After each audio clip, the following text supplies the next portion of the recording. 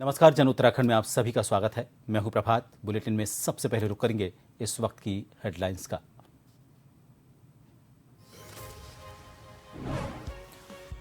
उत्तराखंड राज्य अतिथि गृह का नई दिल्ली में लोकार्पण। मुख्यमंत्री पुष्कर सिंह धामी ने दी सौगात। कहा, यह भवन राष्ट्रीय राजधानी में प्रदेश की गरिमा का प्रतीक। केदारनाथ उपचुनाव का रण। स्टार प्रचारकों के होंगे तूफानी दौरे। सीएम से लेकर बीजेपी के वरिष्ठ नेताओं की होंगी जनसभाएं। कांग्रेस ने भी कसी कमर। रुड़की पहुंची 3 सदस्यीय जांच समिति की टीम। निर्माणाधीन पुल का स्ट्रक्चर गिरने का मामला जल्द उच्च स्तरीय अधिकारियों को सौंपी जाएगी रिपोर्ट।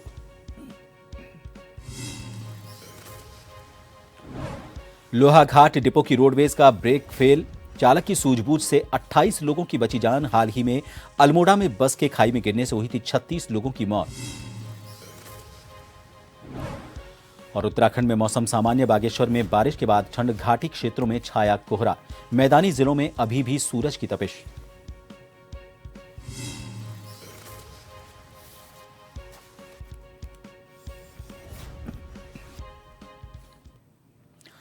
मुख्यमंत्री पुष्कर सिंह धामी ने नई दिल्ली में चाणक्यपुरी में उत्तराखंड राज्य अतिथि गृह उत्तराखंड निवास का लोकार्पण किया। इस भव्य उत्तराखंड निवास का निर्माण लगभग 120 करोड़ 52 लाख रुपए की लागत से किया गया है। इस अवसर पर सबसे पहले मुख्यमंत्री ने अल्मोड़ा जनपद के मारचूला बस दुर्घटना में दिवंगत आत्माओं की शांति और उनके परिवार के लोगों को धैर्य प्रदान करने की ईश्वर से प्रार्थना की। मुख्यमंत्री पुष्कर सिंह धामी ने कहा कि आज हम सब उत्तराखंड निवास के लोकार्पण के ऐतिहासिक पल के साक्षी बन रहे हैं। उत्तराखंड निवास में राज्य की संस्कृति, लोक कला और वास्तुकला का समावेश किया गया है।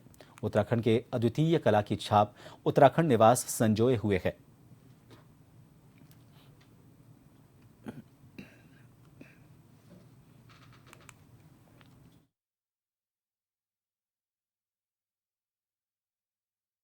केदारनाथ में होने वाले उपचुनाव के लिए अब करीब 2 सप्ताह का ही वक्त रह गया है। इसको देखते हुए भारतीय जनता पार्टी ने केदारनाथ में स्टार प्रचारकों के कार्यक्रम बड़े स्तर पर करने का फैसला लिया है। राज्य के मुख्यमंत्री पुष्कर सिंह धामी से लेकर पार्टी के वरिष्ठ नेताओं के कार्यक्रम केदारनाथ में होंगे। भाजपा प्रदेश प्रवक्ता कमलेश रमन ने बताया कि मुख्यमंत्री पुष्कर सिंह धामी के साथ ही पार्टी के कई वरिष्ठ नेता जल्द ही केदारनाथ में प्रचार प्रसार करेंगे। इसके लिए कार्यक्रम की रूपरेखा तैयार की जा रही है। आपको बता दें कि केदारनाथ में 20 नवंबर को मतदान होना है, जबकि 23 नवंबर को परिणाम घोषित किए जाएंगे।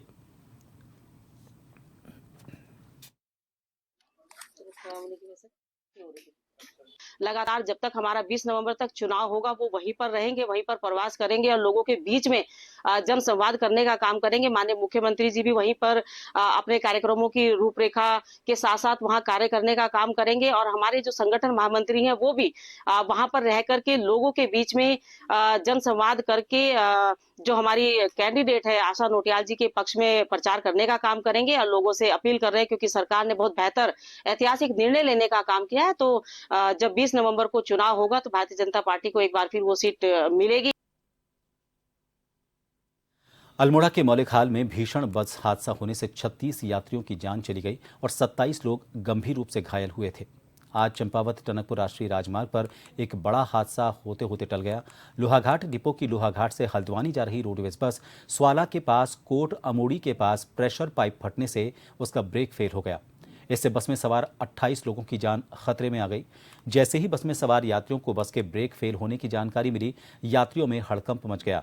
चीख पुकार शुरू हो गई। बस बिना ब्रेक के तेजी से ढलान की तरफ बढ़ने लगी। बस के चालक नारायण दत्त ने हिम्मत और सूझबूझ का परिचय देते हुए बस को गहरी खाई में जाने से बचा लिया और बस को नाली में उतार दिया, जिससे बस वहीं रुक गई। इसके बाद यात्रियों ने राहत की सांस ली और चालक की हिम्मत की सराहना की।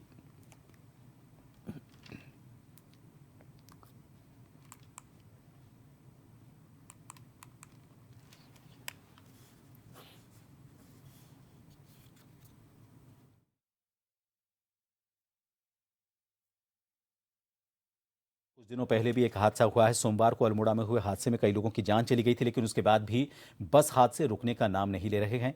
फिटनेस को लेकर और विभाग की कार्यप्रणाली को लेकर, कार्यशैली को लेकर बड़े सवाल खड़े किए जा रहे हैं। मुख्यमंत्री खुद भी इस पर नाराजगी जता चुके हैं।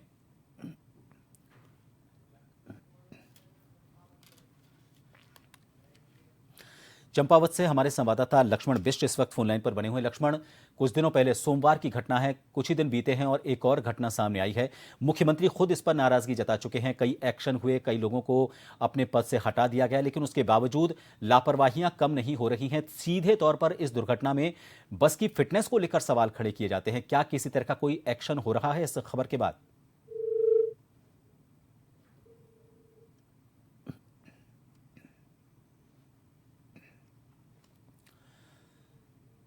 शायद हमारा संपर्क उनसे अभी नहीं हो पाया, एक बार फिर उनसे हम बात करने की कोशिश करेंगे। एक और घटना अल्मोड़ा के मोलेखाल भीषण हादसे के बाद सामने आई है। हालांकि चालक की सूझबूझ से यह हादसा टल गया।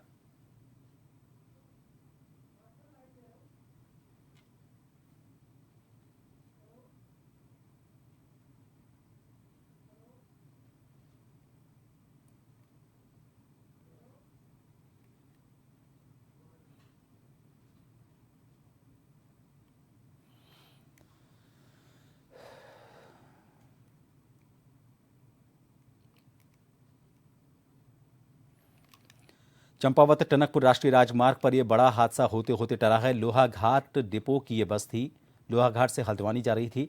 ढलान पर अचानक से इसके ब्रेक फेल हो गए, इसका प्रेशर पाइप फट गया, जिसकी वजह से इसके ब्रेक नहीं लग पाए। हालांकि चालक ने उसी वक्त सूझबूझ दिखाते हुए खाई की दूसरी तरफ जो नाली बनी हुई थी, उस नाली में इस बस को उतार दिया, जिसकी वजह से बस वहीं पर रुक गई और इसके बाद सभी यात्रियों को तुरंत बस से बाहर निकाला गया। हमारे सहयोगी चंपावत से लक्ष्मण बिष्ट इस वक्त फोन लाइन पर बने हुए हैं। लक्ष्मण, कुछ दिनों पहले की घटना के बाद मुख्यमंत्री की नाराजगी लगता है अभी भी असर नहीं कर रही है। इस घटना के सामने आने के बाद जो फिटनेस इन बसों की होती है, इनके डिपो में, लोहाघाट डिपो की बस बताई जा रही है, क्या किसी तरह का कोई एक्शन हुआ है विभाग पर? जी, मैं बताना चाहूंगा, जो लोहाघाट डिपो है उत्तराखंड परिवहन निगम का, जो उसकी लोहाघाट से जो हल्द्वानी सेवा थी, तो उस बस के जो है बीच आधे रास्ते पर स्वाला के पास जो है ढलान में, टिकी ढलान में अचानक प्रेशर पाइप फटा और उससे ब्रेक फेल हो गए। तो कई दूर तक जो है ढलान में बस बिना ब्रेक के दौड़ते रही। वो तो चालक ने सूझबूझ दिखाते हुए उस बस को जो है पहाड़ी से टकराकर नाले के किनारे खड़ा कर दिया, अन्यथा 28 यात्री की जो है जान जो है जोखिम में पड़ गई थी।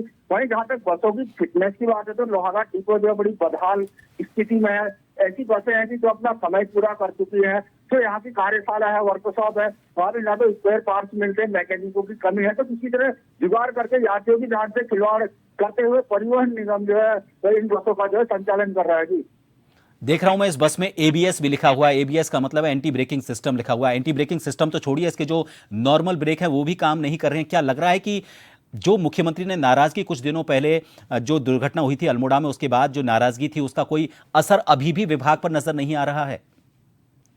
जी, मैं बताना चाहूंगा, जहाँ तक विभाग की बात है, विभाग भी क्या करे, इसमें जो बसें हैं, बसें नहीं दी गई हैं, तो ये बसें चल रही है, अपना समय जो पूरा कर चुकी हैं। स्पेयर पार्ट्स जो है तो परिवहन निगम के द्वारा डिपो को नहीं दिए जा रहे हैं, मैकेनिक को नहीं दिए जा रहे हैं, तो इस प्रकार से जो है बसों का संचालन कर रहे हैं, तो दुर्घटना को जो है दी आ रही है। जहाँ तक सीएम के आदेश का सवाल है, तो उसके बाद आज जो है इसमें कड़ी कार्रवाई की गई है। जो ईटीएम है उन्होंने कहा कि हम बसों का अच्छे से देखभाल करेंगे, वो करेंगे करके, लेकिन फिलहाल अभी कोई असर दिख नहीं रहा। जी, बहुत शुक्रिया लक्ष्मण तमाम जानकारी के लिए। तो आपको बता दें कि फिलहाल विभागीय कार्रवाई की तो कोई बात सामने नहीं आई है, लेकिन चालक की सूझबूझ ने कुछ लोगों की जान बचा दी है। लेकिन इस पूरी दुर्घटना में एक और चीज निकलकर सामने आई है कि जो कंडम बसें हैं, जो अपना समय पूरा कर चुकी हैं, वो बसें बिना किसी मेंटेनेंस के, बिना किसी फिटनेस के सड़क पर दौड़ रही हैं और अभी भी यात्रियों की जान से खिलवाड़ कर रही हैं।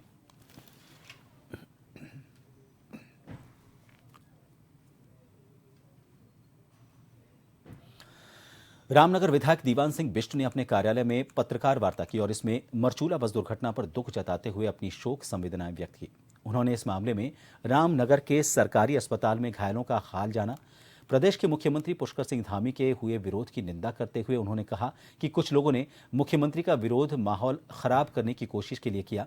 उन्होंने कहा कि ये मौका विरोध करने का नहीं, बल्कि संवेदना व्यक्त करने का था। विरोध यदि था तो कभी भी किया जा सकता था। उन्होंने कहा कि इस मामले में उन्होंने वरिष्ठ पुलिस अधीक्षक नैनीताल से बात करते हुए कहा कि इस मामले में जो भी दोषी हो, उनके खिलाफ कड़ी कार्रवाई की जाए। एक दुखद घटना हुई सल्ट में, जिसमें 36 लोगों ने अपनी जानें गंवाई। किसी ने अपने माँ बाप खोए, किसी ने बच्चे खोए, किसी ने परिवार का मुखिया खोया, जिसमें 36 लोगों की अकाल मृत्यु हुई है। एक बहुत बड़ी दुर्घटना थी। ऐसी दुर्घटना होना क्षेत्र के लिए ठीक नहीं है। ये अन्य कारण भी इसमें इसका संदेश बहुत जाता है कि पहाड़ों में इस प्रकार की स्थितियां बनती हैं। मैं उन परिवारों को जिन्होंने अपने लोगों को खोया है, मैं भगवान से प्रार्थना करता हूं कि उन परिवारों को उनके न होने का दुख भगवान उनको झेलने की शक्ति दे। अल्मोड़ा के मुरचुला में हुई बस दुर्घटना में 36 लोगों की मौत हुई थी। साथ ही अभी कई घायलों का इलाज अस्पताल में चल रहा है। दुर्घटना की मुख्य वजह क्रॉस बैरियर का नहीं होना बताया जा रहा है। सबसे बड़ी विडंबना यह है कि उस जगह पर क्रॉस बैरियर लगाने का पीडब्ल्यूडी विभाग द्वारा मार्च में ही काम सैंक्शन कर दिया गया था, लेकिन इसके बाद भी उस जगह पर क्रॉस बैरियर नहीं लगाया गया, जिसके कारण असमय ही 36 से ज्यादा लोग काल के गाल में समा गए। पीडब्ल्यूडी सचिव पंकज पांडे ने कहा कि इसके लिए उन्होंने कमेटी का गठन किया है, जो 3 दिन में जांच कर बताएगी कि वहां पर क्रॉस बैरियर क्यों नहीं लगाया गया। लेकिन इससे पहले एक बात को जरूर हम पता लगा सकते हैं कि राज्य में अधिकारी कितने लापरवाह और बेपरवाह हैं। अगर इसी तरह काम में लेट लतीफी होती रहेगी तो इससे इनकार नहीं किया जा सकता कि राज्य में ऐसी दोबारा घटनाएं ना हों।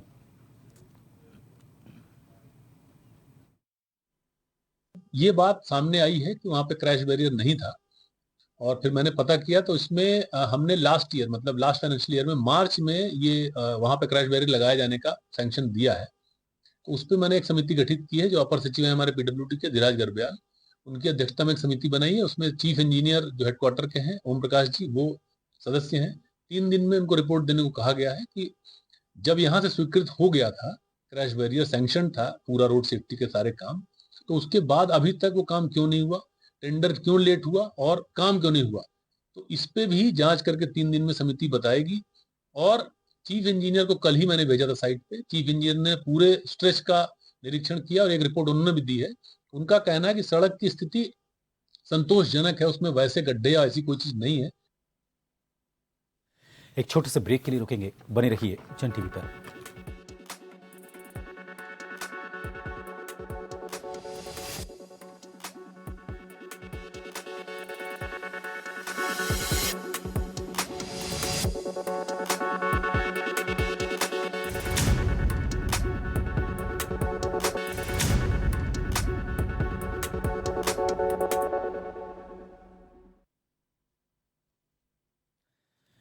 जन उत्तराखंड में एक बार फिर आप सभी का स्वागत है। रुड़की में रेलवे ब्रिज के पास पीडब्ल्यूडी द्वारा बनाया जा रहा निर्माणाधीन पुल का स्ट्रक्चर गिरने के मामले में 3 सदस्यीय जांच समिति टीम रुड़की पहुंची।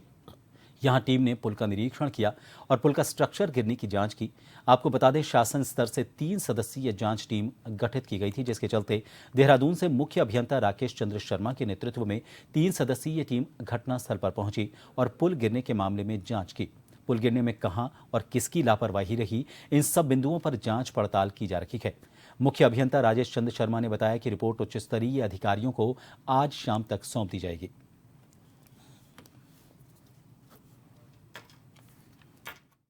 ऐसा हुआ 31 तारीख को ये एक घटना घटी थी और शासन ने इसको बड़ा गंभीरतापूर्वक लिया। छुट्टी के दिन एक त्रिस्तरीय समिति का गठन किया गया था और वो आज समिति यहाँ पर आई है। उन्होंने आज साइट पे भी देख लिया है। अभी हम अपने जो डॉक्यूमेंट्स हैं, कॉन्ट्रैक्ट डॉक्यूमेंट्स हैं, वो सब देख रहे हैं। इसके बाद जो हमारी फाइंडिंग्स होगी वो हम अपने प्रमुख अभियंता महोदय को उपलब्ध कर देंगे। वरिष्ठ पुलिस अधीक्षक प्रहलाद नारायण मीणा ने लाल कुआं कोतवाली पहुंचकर निरीक्षण किया। इस दौरान उन्होंने पत्रकारों से वार्ता करते हुए बताया कि कोतवाली का वार्षिक निरीक्षण किया गया है। इसमें सभी हथियार रजिस्टर और आवासीय परिसरों का मुआयना किया गया। इसमें महिला सुरक्षा से संबंधित रजिस्टर, आगंतुक रजिस्टर, सीनियर सिटीजन के रजिस्टर सही पाए गए हैं।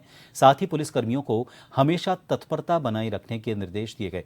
उन्होंने बताया कि कुछ दिन पहले हल्दूचौड़ में हुए गोलीकांड को लेकर भी पुलिस ने सक्रिय भूमिका निभाई और बिना किसी दबाव के सभी लोगों को गिरफ्तार कर जेल भेज दिया। को लेके समय समय पर पुलिस मुख्यालय के द्वारा और शासन के द्वारा ऐसे अभियान चलाते रहे हैं। बीच बीच में हमने ओवरलोडिंग और जो ऐसी चीजें उनके खिलाफ कार्रवाई की है। अभी भी हम समय समय पर तय रूटों पे जो आरटीओ की टीमें हैं उनके साथ मिलकर अभियान चलाते रहते हैं और अगर ऐसी चीजें पाई जाती है जहां यात्रियों की सुरक्षा के साथ में किसी तरह खिलवाड़ किया जा रहा है तो संबंधित वाहन चालकों के खिलाफ सख्त कार्रवाई करें। देखिए, हर विभाग का अपना अपना एक सुपरविजन और अपना अपना कमांड एंड कंट्रोल का सिस्टम है, तो हम इस संदर्भ में जो उनके उच्चाधिकारी है या जिलाधिकारी है उनको इस संदर्भ में अवगत कराएंगे कि वो उनको भी करें कि वो अपने स्तर पर आवश्यक दिशा निर्देश जारी करें। केदारनाथ उपचुनाव को लेकर कुछ दिन बाकी रह गए हैं और ऐसे में भाजपा और कांग्रेस ने उपचुनाव जीत के लिए एड़ी चोटी का जोर लगाया हुआ है। विपक्ष केदारनाथ के कई मुद्दों को लेकर सत्ता पक्ष पर हमलावर है तो भाजपा ने भी कांग्रेस पर सनातन को कमजोर करने का आरोप लगाया है। भाजपा प्रवक्ता विनोद सुयाल का कहना है कि कांग्रेस का इतिहास रहा है कि सनातन को कमजोर करने का, और जिस विश्व प्रसिद्ध केदारनाथ धाम में लाखों की संख्या में हर साल तीर्थयात्री दर्शन के लिए आते हैं, वहां की भी प्रतिष्ठा गिराने का काम कांग्रेस ने किया है।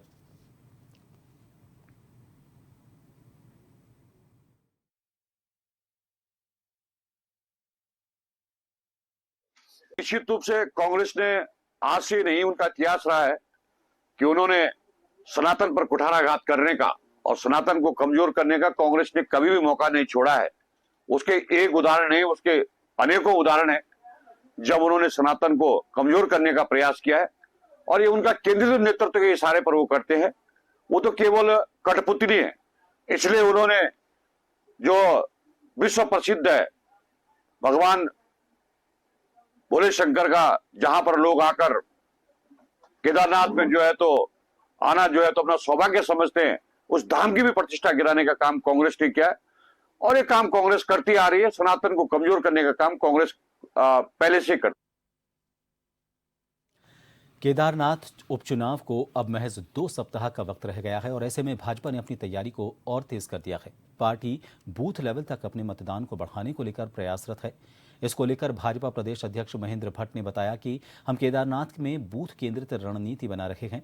बूथ स्तर पर कार्यकर्ताओं को काम सौंपा गया है। इसके साथ ही 40 स्टार प्रचारक भी मैदान में उतरेंगे। उन्होंने बताया कि 3 बड़े सम्मेलन जिसमें महिला, अनुसूचित जाति और पूर्व सैनिकों के किए जाएंगे, साथ ही मुख्यमंत्री पुष्कर सिंह धामी के भी 3 कार्यक्रम वहां होने हैं। उन्होंने बताया कि वो खुद भी 18 नवंबर तक चुनाव प्रचार के आखिरी दिन तक वहां मौजूद रहेंगे। उन्होंने कहा कि महिलाओं को प्रत्याशी के तौर पर भाजपा उठाती रही है और इस बार भी उम्मीद है कि भाजपा महिला प्रत्याशी आशा नौटियाल को नारी शक्ति अवश्य विजय दिलाएगी। भारतीय जनता पार्टी द्वारा बूथ केंद्रित चुनाव रणनीति हमने तैयार की हुई है। हमारे कार्यकर्ता बूथ स्तर तक चुनाव के दृष्टिकोण से हमने उनको काम सौंपा है। हमारे 40 स्टार प्रचारकों की भी कार्यक्रम तय कर दिए हैं और 3 बड़े सम्मेलन, जिसमें एक महिला सम्मेलन, एक अनुसूचित जाति का सम्मेलन, एक पूर्व सैनिक सम्मेलन, ये सम्मेलन 3 बड़े स्तर के होंगे। मुख्यमंत्री जी की भी हम 3 सभाएं अभी उसकी योजना हम बना रहे हैं।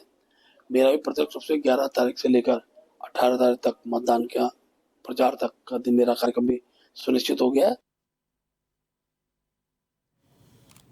उत्तराखंड के 102 नगर निकायों के चुनाव की अधिसूचना 10 नवंबर को जारी होने पर संशय पैदा हो गया है। निकायों के ओबीसी सर्वेक्षण की रिपोर्ट तो मिल गई थी, लेकिन निकायों में ओबीसी आरक्षण की नियमावली पर मुहर नहीं लग पाई है। लिहाजा आरक्षण का फॉर्मूला लागू न होने के चलते राज्य निर्वाचन आयोग अधिसूचना जारी नहीं कर पाएगा। कांग्रेस के प्रदेश प्रवक्ता शीशपाल सिंह बिष्ट ने कहा कि सरकार निकाय चुनाव के डर के कारण नहीं करवाना चाहती, इसलिए लगातार तारीख पर तारीख दे रही है। हालांकि निकाय चुनाव को लेकर कांग्रेस की तैयारी पूरी है। देखिए, निकाय चुनाव को लेकर के भाजपा सरकार कभी भी गंभीर नहीं है। साल भर का समय हो गया है, चुनाव लगातार टाले जा रहे हैं। 3 बार तो माननीय हाई कोर्ट में झूठा हलफनामा सरकार ने दाखिल किया। अब इससे ज़्यादा सरकार का और झूठ क्या हो सकता है। निकायों में आप स्थिति देख लीजिए जा करके, वहाँ पे ड्रेनेज का सिस्टम बिल्कुल चरमराया हुआ है, सफाई की व्यवस्था नहीं है। नए पार्क तो छोड़िए, पुराने पार्क जीर्ण शीर्ण हालत में पहुंच गए हैं, स्ट्रीट लाइटें नहीं है। जनाक्रोश है, जनाक्रोश के भय से सरकार लगातार निकाय के चुनाव टालती रही। देहरादून में जैविक उत्पाद परिषद की 25वीं बैठक हुई। इसमें कई अहम निर्णय लिए गए। जैविक उत्पाद परिषद के अध्यक्ष और कैबिनेट मंत्री गणेश जोशी की अध्यक्षता में यह बैठक हुई। इस बैठक में जैविक उत्पाद परिषद के ढांचे को सुदृढ़ करने के लिए 67 नए पदों को स्वीकृति मिली। इसके साथ ही परिषद में कार्यरत कर्मचारियों का बीमा कराए जाने का प्रस्ताव भी सर्वसम्मति से पास हुआ। प्रदेश में जैविक कृषि के सतत विकास के लिए ऑर्गेनिक फार्मिंग इंटीग्रेटेड प्रोडक्ट तैयार कर राज्य सरकार को प्रस्तुत कराए जाने पर भी सहमति बनी। तो आज बोर्ड के सभी माननीय सदस्यों के साथ, अधिकारियों के साथ हमने शेयर किया है और धामी सरकार का संकल्प है कि 2025 में जब हमारा राज्य 25 साल का होगा, हम 50% से अधिक जैविक होंगे। आज हम 30% ऑर्गेनिक हैं। हमने संकल्प लिया है कि हमारे कम से कम 95 ब्लॉक के 46 वैन को हम ऑर्गेनिक करेंगे। आज हमारा एक जिला ऑर्गेनिक है रुद्रप्रयाग, हम 5 जिलों को ऑर्गेनिक करेंगे, क्योंकि आज ऑर्गेनिक खेती में इतना फायदा है कि जो चीज उदाहरण के लिए जो चावल 100 रुपए किलो बिकता है, अगर वो ऑर्गेनिक जाता है तो उसका दाम 250-300 रुपये हो जाता है। और इसके लिए किसानों की ट्रेनिंग के लिए मच्छखाली और टिहरी में हमारे सेंटर उनको रिवाइव कर रहे हैं। अभी तक 30,000 लोगों ने मच्छखाली से और जहाँ से ट्रेनिंग ली है। मैंने अधिकारियों को निर्देशित किया है कि शीघ्र ही हमारे ट्रेनिंग सेंटर रिवाइव हों। और इन सभी खबरों के साथ जन उत्तराखंड में फिलहाल के लिए इतना ही। नमस्कार।